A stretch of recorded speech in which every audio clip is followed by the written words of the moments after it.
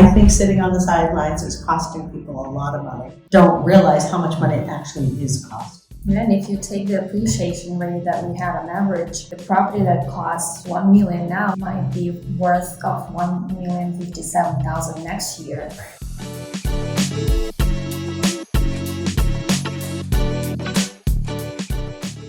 So when you focus on just that one number, you're kind of pigeonholing yourself into just painting your whole picture of what it would cost you to buy a new home just based off of that one number, which realistically, even if you don't have a mortgage anymore and your home is completely paid off, buy a newer home. It's going to be more efficient. Your utilities might be lower. Your roof is probably going to be of better quality. You're going to keep your heating in better, newer windows, just more efficient systems. And so, and like Jerry said, like that equity is going to offset that higher interest rate anyways, with who knows how much equity you have in your home depending on how much time you spent on it and how much money you're literally throwing out the window if you're living in an older home with less efficient systems. Yep. Correct.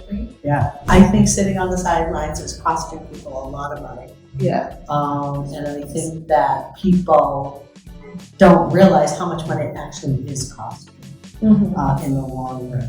Because the appreciation of homes have always appreciated, so the value and the price is always going to continuously go up.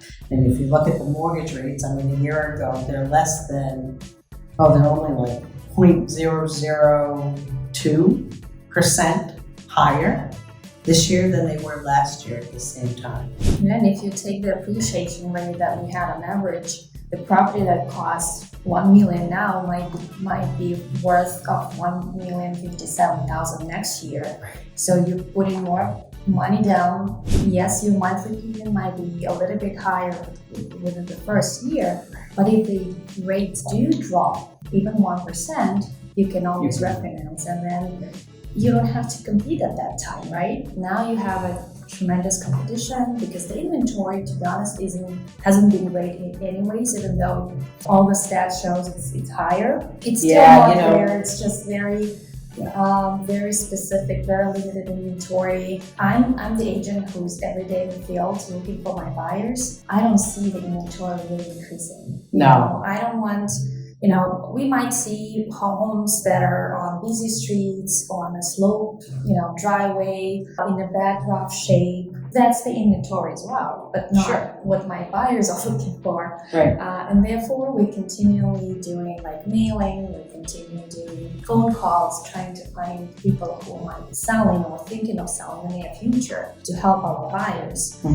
And therefore, I'm saying all my buyers, like if you even have to go a little bit more aggressive on the offer right now, think of the appreciation. Next year, this property, maybe within a few months, it already get to this point where you pay for it, but you get the asset, you get the property, which will appreciate. And then next year, when you're ready to refinance, you don't have to compete with all those buyers. You already have the asset. You can build the equity, you can do some work to it, you can make it to your liking, and enjoy to the fullest the property that you just bought. What someone once said to me years ago, nothing appreciates more or will make you more money than your home. Not the stock market, nothing. So what Christina just said is just so valid. If you're looking for a home and you're worried about the interest rates, I personally think, don't worry about the interest rate, worry about finding the home that you want to find.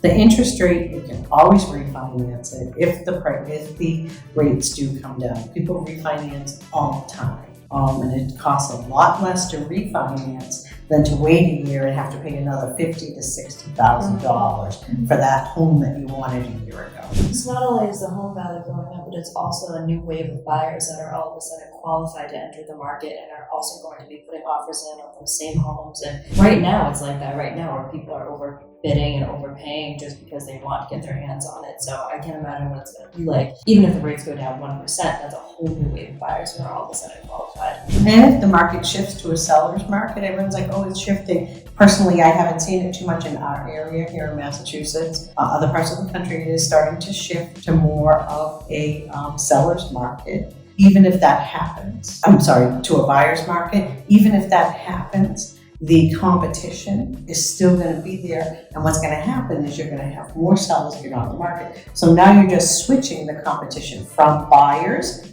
to sellers. Thank you for listening. We'll be back next week. much.